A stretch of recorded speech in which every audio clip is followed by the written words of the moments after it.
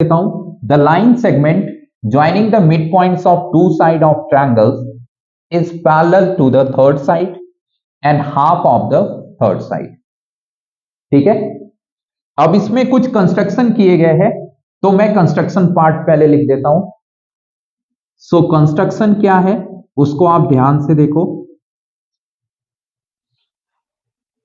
मैंने डीई को एक्सटेंड किया है तो मैं लिखूंगा एक्सटेंड डीई, एक्सटेंड डीई। फिर उसके बाद मैंने क्या किया, प्रोड्यूस किया मैंने सी को एंड प्रोड्यूस्ड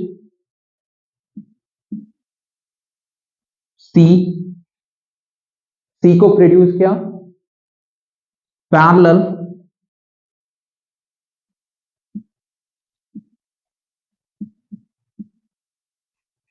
टू, पैरेलल किसके, सी को किसके पैरेलल प्रोड्यूस कर रहे हैं हम, ए बी के, या बी डी भी लिख सकते हो, डजेंट मैटर। तो मैं ए बी लिख रहा हूं या बी ए लिख लो, कोई फर्क नहीं पड़ता, बी ए। ठीक है, अब ये इंटरसेक्ट कर रहा है कहां पे, एफ पे, है ना, and intersect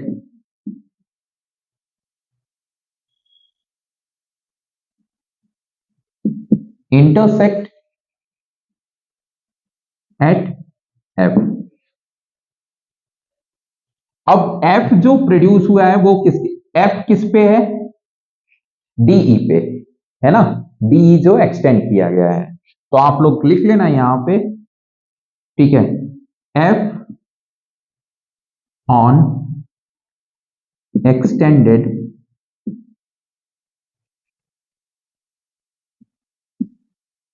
segment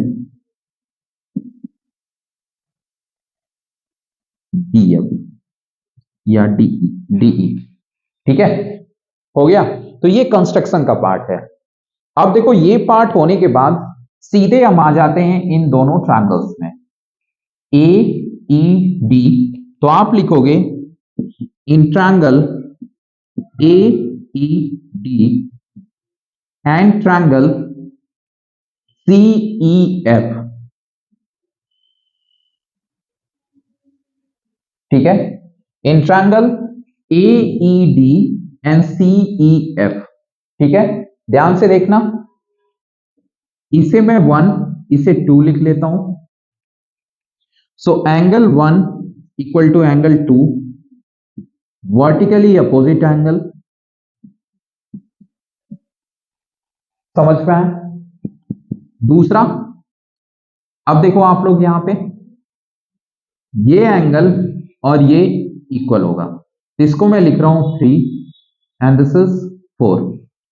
so angle third या angle 3 should be equal to angle 4, alternate angle. पता है ना, सी एफ पैरेलल है किसके, ए बी के। तो ये और ये क्या हो गए, ऑल्टरनेट एंगल। क्या हो गए, alternate angle.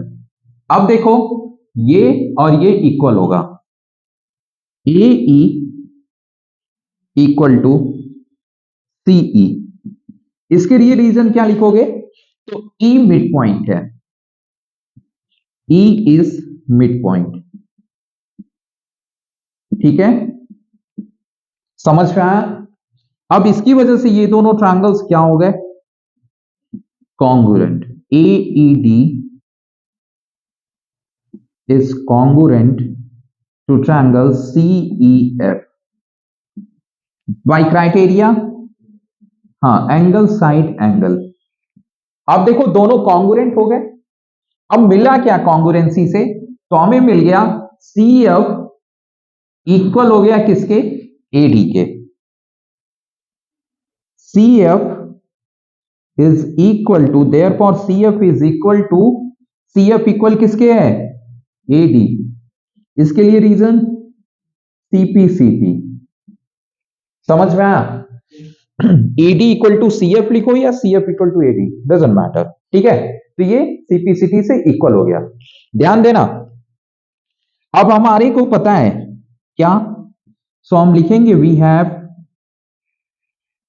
AD equal to BD। AD equal to क्या है हमारे पास? BD। क्यों? Because D is mid point. Mid point, ठीक है, D क्या है? मिड पॉइंट है। अब इससे फर्स्ट एंड सेकंड ये दिख रहा है ना, नीचे इतना नहीं दिख रहा है? ओके, सो देखो यहां पे लिखेंगे from first and second. First और सेकंड का यूज करके, ठीक है, फर्स्ट और सेकंड का यूज करके ये दिख रहा है लाइन? नहीं दिख रहा है? ओके, ये दिख रहा है, ये दिख रहा है ना?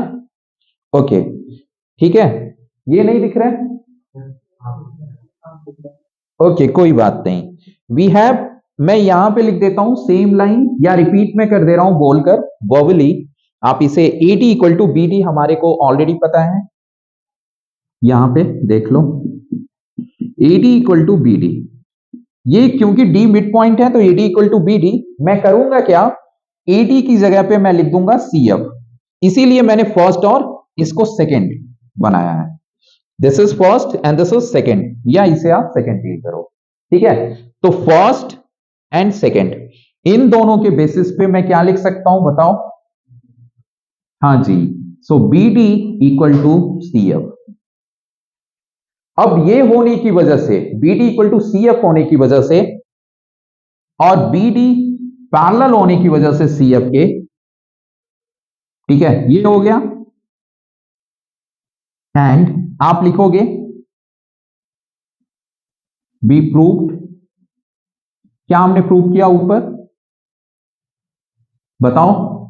हमने कंस्ट्रक्ट किया, नॉट प्रूव, है ना, हमारा कंस्ट्रक्शन के थ्रू है। तो हम लिखेंगे we have, what we have, बोलो आप लोग। We have BD is parallel to CF। Parallel है ना? तो इन दोनों चीजों को अगर मैं कंसीडर करूं तो इनकी वजह से मैं लिख सकता हूं क्या, BCFD। क्या? BCFD is parallelogram. Reason, reason क्या लिखोगे? हाँ, तो आप लिखोगे both opposite sides equal and parallel, ठीक है। तो आप लिखोगे both opposite sides equal and parallel, ठीक है। तो इक्वल और पैरेलल होने की वजह से ये दोनों क्या हो गए, ये क्या बन गया, पैरेललोग्राम, ठीक है ना। सो पैरेललोग्राम अगर हो गया तो अब हम क्या लिख सकते हैं, DF is parallel and equal to BC, लिख सकते हैं ना, ठीक है। यहां पे दिख नहीं रहा है तो मैं थोड़ा सा इसको मैं मिटाऊंगा, ठीक है, ध्यान से देखना।